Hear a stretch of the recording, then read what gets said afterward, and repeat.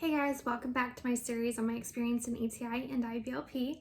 In the previous episode, I introduced the concept of the bite method, and this is coming from the book, as I said in all the previous episodes, Combating Mind Control by Stephen Hassan, and the other information is from recoveringgrace.org. And then in this particular series on the bite method, I will be including some friends' personal experiences as well. So last time I talked about B, which stands for behavior, and this is the way that cults will try to control the group members' ability to leave, and it basically takes over their mind in a way that they're a completely different person and they think in a completely different way. So last time I talked about behavior, that's one thing they control. Today I'm going to be talking about information and thought, because I think they go hand in hand. So with information, it's self-explanatory, right? The group will try to control your ability to be able to access information outside of the group. And the reason why they do this is, first of all, they want to tell you that they have all the answers. The group has the enlightened way. They know all the information that you need to know, and all you need to do is listen to what they say, and you will have a much better life. Not only do they want you to be able to stick to what they have to say, but they don't want you to hear anything that could be negative about the group.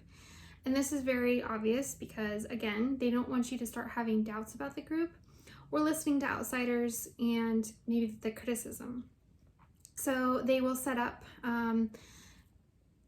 integrate basically certain techniques that you learn as you get to know the group so that you don't hear what's on the outside. So one of the things that they will do is create a scenario or create information about the outsiders. So in a lot of instances, they will make the outsiders seem unenlightened or dangerous or scary or a part of a conspiracy. Not only that, but they will incorporate thought-stopping techniques. Thought-stopping is, so whenever you have a negative thought, they will teach you, okay, so you're having this negative thought, you need to meditate on scripture, or you need to sing, you need to hum, you need to, basically get away from whatever negative thought that you're feeling or experiencing, it makes sense, right? When we experience negative or sad thoughts, we want to move away from that negative thought. But in my opinion, I think I would rather look at the negative thought, mull it over. Why am I feeling this? Why am I experiencing this? And try to work through the negative thought. Whereas they just want you to shut down the negative thought. What ends up really happening is that they want you to shut down negative thoughts about the group. So they will make a blanket statement, but they will kind of intertwine like, hey, when there's a negative thought about X, Y, and Z belief that only we believe, you need to shut that thought down. Again, this technique is used specifically to keep people from having negative thoughts about the group. So ways that ATI really controlled the information that we received. We weren't allowed to have TV. We weren't allowed to watch TV shows. No music with a syncopated or satanic beat. Anything else that you can think of that was quote unquote worldly, which they had very specific definitions of, like, this is worldly clothing, this is worldly shows, this is worldly music. They also extended it to the church. So if the church that you are attending did not hold the same beliefs as ATI, they, I would say, very, very sneakily would downplay how the church was either being negative towards ATI beliefs, or just like various methods and various sessions at the conferences. They would talk about people's negative experiences at church. So they would always talk about how, the churches separate the families and they have the children go into different sessions than the parents. And children's church is so worldly and we don't do that, blah, blah, blah. Well, the weird thing is that ATI did this exact same thing. So at the conferences, at the ATI conferences, so the homeschool conferences, but even the ones that were like for the basic and the advanced seminar that I talked about, they had separate sessions for the kids than from the parents.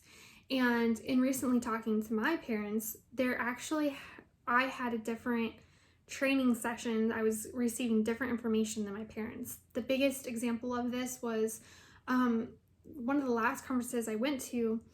There was a session for girls, I think ages like 12 to like 16. And I was a leader in one of the little groups. It was called Commit. But in the big sessions of all the girls coming together, they talked about taking vows. And they talked about all week. I mean, they were talking about the importance of it. It was, something you needed to do. And so I felt like, yeah, I'm supposed to take a vow, even though I felt a little uncomfortable with it because the Old Testament is very like taking a vow. If you break that vow, God will kill you. So I was like, okay, well, I'm just going to pick stuff that's super easy. So I took the vow and then I told my dad, and my dad was like, what? You never came to talk to me about this. I didn't know about this. And I was like, yeah, I mean, it's no big deal. But they weren't even talking about vows in the adult sessions. So it was like they're hypocritical in their own rules on information. And of course, they would want to do that because they want to indoctrinate the children in a different way than the adults. They kind of have to, right? As an adult, your brain is fully functioning, fully formed. You've had some life experience, especially life experience outside of ATI. So you're going to be cognizant of things a little more. And so the information, I believe, had to be phrased in a certain way so that the adults would accept it. But me as a child, I had a completely different experience. I was in it from age 7 to about 16 or 17. And when you're a child, your brain is not fully developed and you readily accept things a lot more because you're more trusting. So that was the information on information. So I'm going to go ahead and talk about what one of my friends said. So one of my friends said, my stepdad questioned the severity of the teachings and basically told my mom that she was raising me to be a nun and not letting me be a child. A lot of the craziness stopped, but a lot didn't. No alternative music unless it was oldies, strict rules when it came to TV, etc. And then my other friend said, I never learned about grace from ATI. We studied 3 things: the law, Proverbs, and the Sermon on the Mount. That meant that if another passage was pulled to explain one of Gothard's views, we hadn't studied it, so we didn't know context or anything. In context, we didn't learn about context. I learned that God's law, the Pentateuch, might not be necessary anymore by some people, but God doesn't change, and therefore it is still the best way to live. So, if you're really godly, you'll follow the law. You won't wear polyester, mixing of fabrics. You'll never eat any portion of a pig.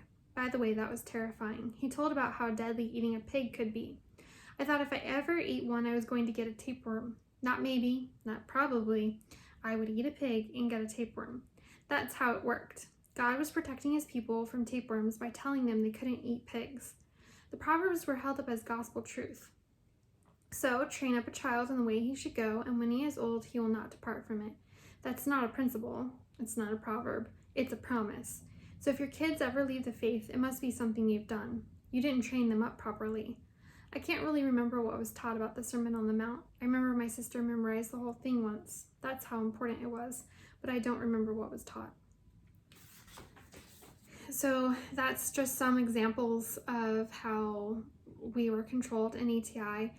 I think the last thing on information is what I've noticed is even within ATI, other people who, either left or they had some kind of experience in ATI, there is a wide range of experiences.